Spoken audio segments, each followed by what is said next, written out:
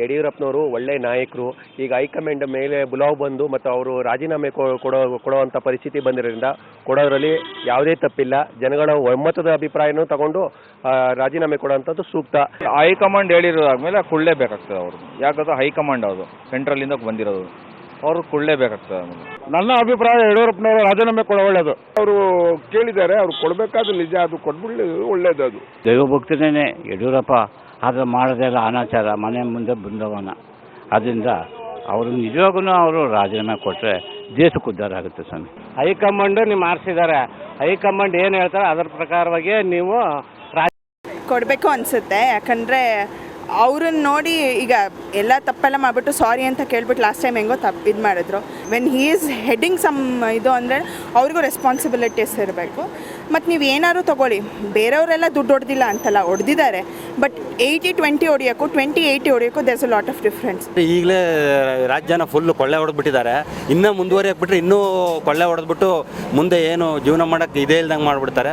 ಅದಕ್ಕೋಸ್ಕರ ಯಡಿಯೂರಪ್ಪನವ್ರು ಚೇಂಜ್ ಆಗಿ ಯಾರಾದರೂ ಅವ್ರ ಪಕ್ಷದಲ್ಲಿ ಒಳ್ಳೆ ಮೆಂಬರ್ನ ಮುಖ್ಯಮಂತ್ರಿ ಮಾಡೋದು ಒಳ್ಳೆಯದು. ಅವ್ರು ಹೋದ್ರೆ ತುಂಬ ಒಳ್ಳೆಯದು. ಬೇರೆಯವ್ರು ಬರಲಿ, ಒಳ್ಳೆಯವ್ರು ಬಂದು ಒಳ್ಳೆ ಆಡಳಿತ ಕೊಡಲಿ.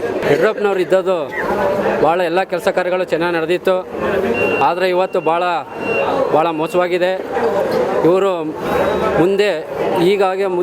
ಮುಂದಾದವ್ರು ಈ ಕೆಲಸನ ಮಾಡೋಕ್ಕಾಗಲ್ಲ. ಅಭಿವೃದ್ಧಿಯ ಮೂಲ ಮಂತ್ರ ಎಂದು ಸರ್ಕಾರ ನಡೆಸೋಕ್ಕೆ ಬಂದಂಥ ಮಾನ್ಯ ಮುಖ್ಯಮಂತ್ರಿಗಳು ತಮ್ಮ ಸ್ವಹಿತಾಸಕ್ತಿಯಿಂದ ರಾಜ್ಯದ ಸಾಕಷ್ಟು ಗಣಿಯನ್ನು ಲೂಟಿ ಮಾಡಿದ್ದಾರೆ ಅಂತ ಏನು ವರದಿ ಕೊಟ್ಟಿದ್ದಾರೋ, ಇದರಿಂದ ಗಣಿ ದನಿಗಳು ಇದು ಅಂತ ಬಳ್ಳಾರಿ ರೆಡ್ಡಿ ಬ್ರದರ್ಸ್ ಅವರ ಮೇಲೆ ಸಾಕಷ್ಟು ಆರೋಪಗಳನ್ನು ಲೋಕಾಯುಕ್ತ ಮಾಡೋರೆ.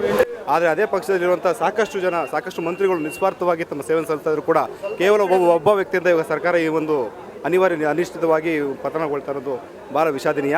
ಈ ಸರ್ಕಾರ 5 ವರ್ಷ ಪೂರ್ಣಾವಧಿ ಮಾಡಿದ್ರೆ ಭಾಳ ಸಂತೋಷ ಆಯಿತು. ಯಾಕಂತ ಹೇಳಿದ್ರೆ ಹಿಂದೆ ಬೇಕಾದಷ್ಟು ಸರ್ಕಾರಗಳು ಕೆಲಸ ಮಾಡಿದೆ ಇಲ್ಲ ಅಂತಲೇ ಹೇಳಲ್ಲ. ಎಲ್ಲರೂ ಭ್ರಷ್ಟೆ. ರಾಜಕಾರಣದಲ್ಲಿ ಯಾರು ಇಲ್ಲ. JDSನವರು ಭ್ರಷ್ಟೆ, ಕಾಂಗ್ರೆಸ್ನವರು ಭ್ರಷ್ಟೆ, BJPಯವರು ಸ್ವಲ್ಪ ಭ್ರಷ್ಟರಾಗಿದ್ದರು. ಎಲ್ಲರೂ ಮಾಡಿದರೆ ಹಣ ಇಲ್ಲ ಅಂತಲ್ಲ. ಆದರೂ 5 ವರ್ಷಗಳ ಕಾಲ ಪೂರ್ಣಾವಧಿ ಮಾಡಿದರೆ ಜನತೆಗೆ ಒಳ್ಳೆ ಅಭಿವೃದ್ಧಿ ಕೆಲಸಗಳಾಗ್ತಿತ್ತು. ದಯವಿಟ್ಟು ಈ ಕರ್ನಾಟಕ ಜನ ತುಂಬ ಇಷ್ಟೊಂದು ಮಾತಾಡ್ತಾ ಇದ್ದಾರೆ.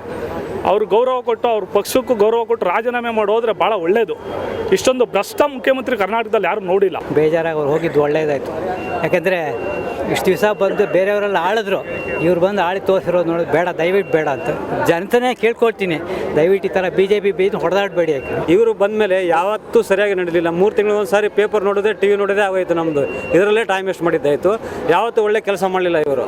ಬರೀ ಮಠ ಮಾನ್ಯ ಇದರಲ್ಲೇ ಕಾಲ ಕಳೆದ್ರು 3 ವರ್ಷ. ಅದಕ್ಕೆ ಇಲೆಕ್ಷನೇ ಬೇಡ ನಮಗೆ. ಒಂದು 3-5 ವರ್ಷ ಕರ್ನಾಟಕದಲ್ಲಿ ರಾಷ್ಟ್ರಪತಿ ಆಡಳಿತ ಇದ್ದರೆ ಬೆಸ್ಟು. ಇವತ್ತು ಹೈಕಮಾಂಡ್ ನಿಜಕ್ಕೂ ಕೂಡ ಒಂದು ಒಳ್ಳೆ ನಿರ್ಧಾರ ತಗೊಂಡಿದೆ. ಇನ್ನೂ ಆ ಪಕ್ಷದಲ್ಲಿ ಒಳ್ಳೊಳ್ಳೆ ನಾಯಕರಿದ್ದಾರೆ.